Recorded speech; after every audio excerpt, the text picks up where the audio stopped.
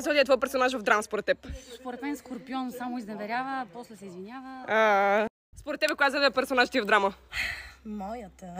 Коя е твоята? Скорпион, със студент Скорпион. Абе, само скорпиони! Ли, според тебе коя е зодията ти на персонаж ти в драма? Ами Мира според мен е нещо огнено, някакъв овен, примерно, нещо е такова. Добре. А според тебе коя зодия е? Везни е много 100%. Еми да, много е нерешителен. Според тебе твой персонаж в драма коя зодия е? Везни, вечно объркана. Пак ли везни? Оле! Според тебе твой персонаж в драма каква зодия е? Силвия винаги е зодия лъв, най-добрата. Мале! Според тебе твой персонаж в драма каква зодия е? Козирог. Разбира се, няма какво друго. Според тебе твой персонаж в драма каква зодия е? Телец, може би.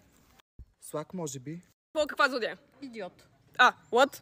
Вашата каква е? Зодия Грифон. Грифон? Грифон? Така ли? По грифони ли си падаш? Вашите персонажи коя зодия са? Змиеносец. Тигър. Панда. Няма такива зодии дори! Нямаме!